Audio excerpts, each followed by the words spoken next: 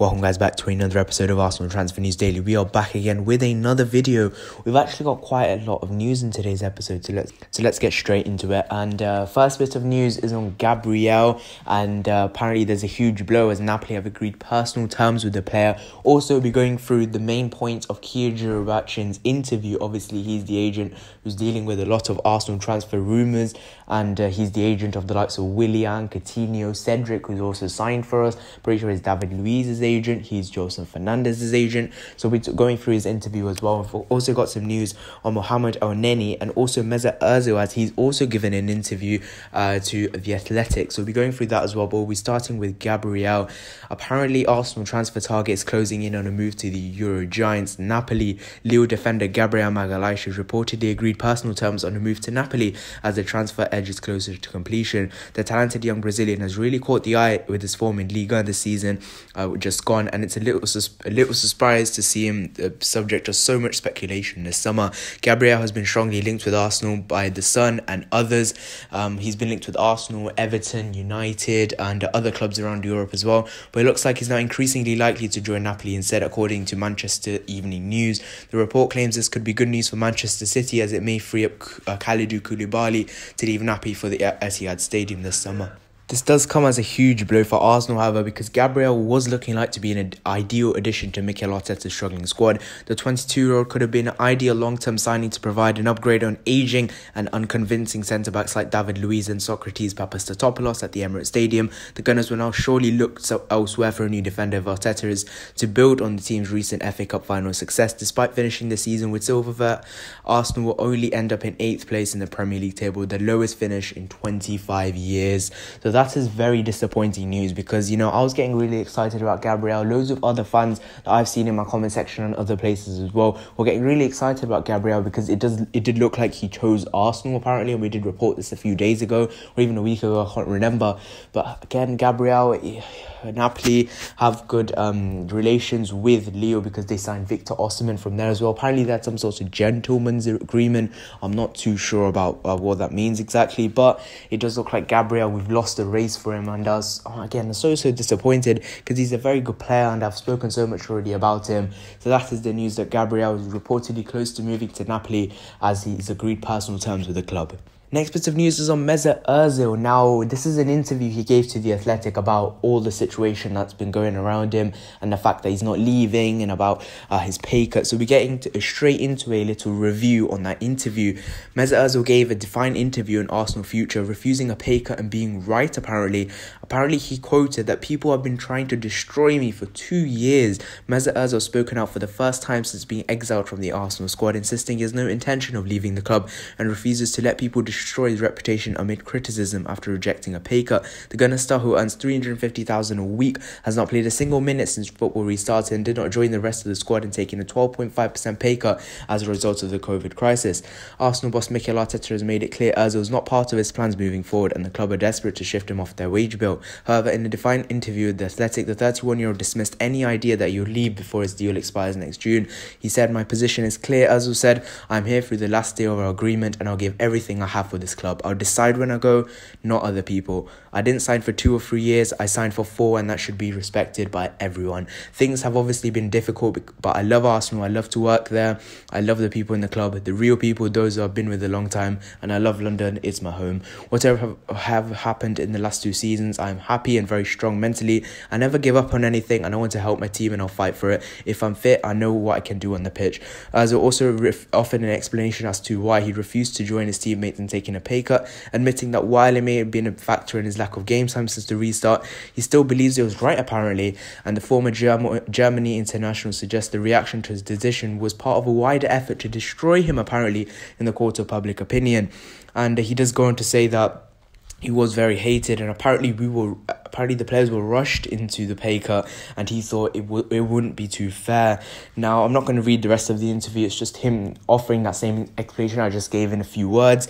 But in my opinion, he should have really taken that pay cut. If you think about it, there's 55 jobs that were lost. If you look at it, there was a really article about this, because an average job at Arsenal is 48,000 a year. And if you times that by 55, you get around 2.3 million. It's something around those words. I'm just trying to round it up a bit. And Ozil was earning 19 million a year, and if you do a 12.5% cut of that, you get around 2.3 million. So if Ozil would have taken that pay cut, he could have saved those 55, 56 jobs that were lost. So that is quite big news then. And it's quite shocking to see why Ozil didn't take that wage cut, because, you know, he says he loves Arsenal, you do anything for the club. You know, if it was to save jobs, why didn't he take that pay cut? And it's very disappointing to see why he didn't take it. And it could have saved 55 jobs at Arsenal, which is crazy to think. And Ozil, obviously, as we know, we really want him to leave this summer. You know, we need to get his wages off the books if we do want to move on as a club and try and bring in the likes of Gabriel, try and fund deals for that. And obviously, we've heard about Thomas Partey's huge wage demands, and maybe it could help try and fund his wages for that deal, because, you know, Partey wants 200,000. Maybe it could help Aubameyang, even Willian's deal. So I think Ozil, if Arsenal can just try and pay him off or try and offload him on loan to the rest of for the next season, just to have a little burden, just to relieve some of the burden of his wages, that would be very good. And Arsenal are trying to look for ways to do that.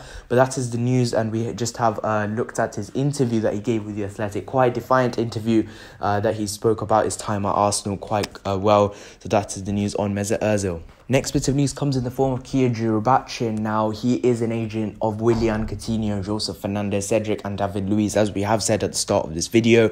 Now, he did give an interview with TalkSport, I believe. I'm not going to go through the whole transcript of the interview, or we will be here forever. So I'm going to go through the three main points that he did discuss in that. First of all was Willian, next one was Jolson, and then the other one was at Coutinho. So the first one he did talk about was Willian, and apparently he did say that obviously he has left Chelsea and he's very grateful for his time there. That's what Joorabchain said.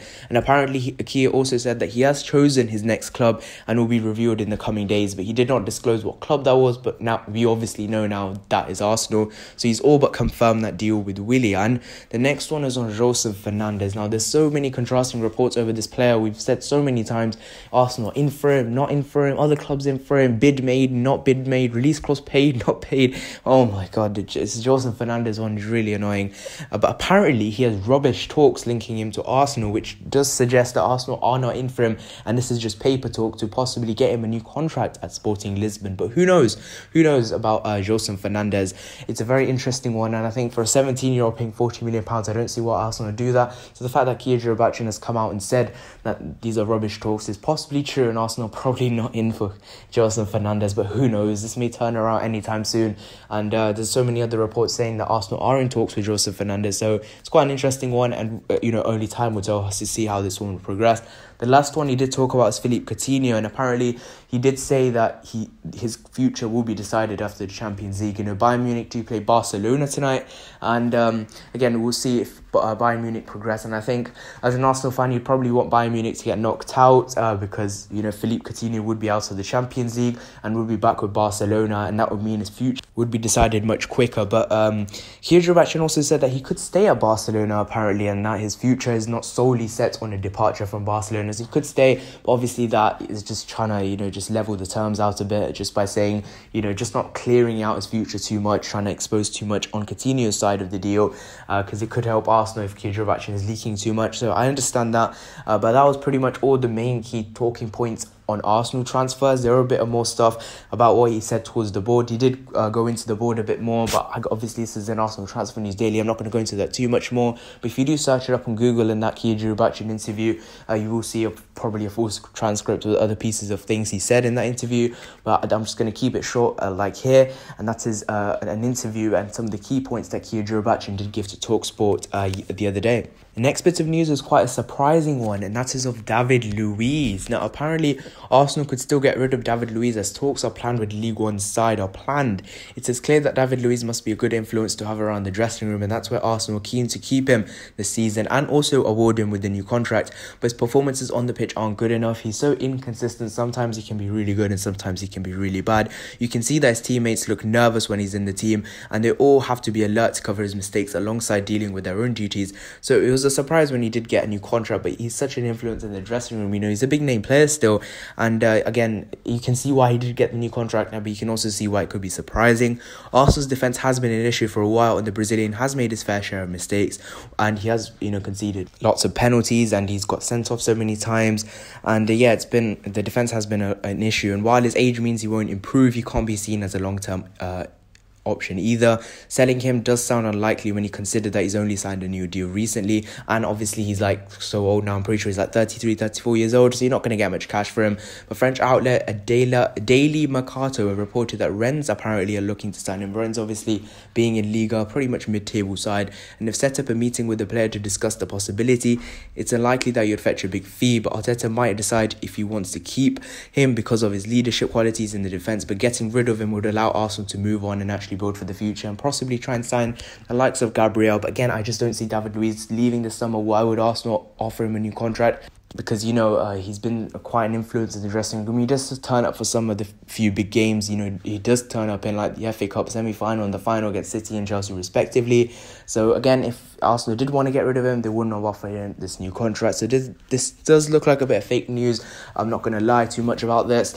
But again, these are the reports coming out. Apparently, David Luiz could leave this summer. And again, I won't be too sad about this. I think if we do want to move on from someone like him, I'll be more than happy to do that. So that is the news that David Luiz could be leaving this summer. Last bits of news comes in the form of Mohamed Elneny, and apparently Arsenal close to loan agreement for the midfielder. Arsenal reportedly close to finding an agreement with Trabzonspor over the signing of Mohamed Elneny on loan for the next season. It was reported at the start of the month that the club had offered Elneny to the Turkish side, and they were all expected to sit down last week to thrash out a deal.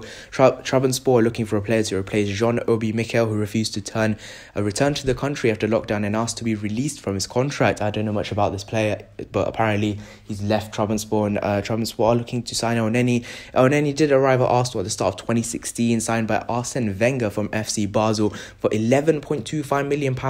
And, his first few years at Arsenal was actually quite good. I remember his performance against Barcelona, actually. Even though we did lose that game, he did score a pretty good goal, and I was pretty happy with his performance. But since then, he just hasn't been very good, and he was loaned out to Besiktas, I believe. And again, he's not done very, very well at Besiktas, and I'm pretty sure Arsenal will be looking to move him on.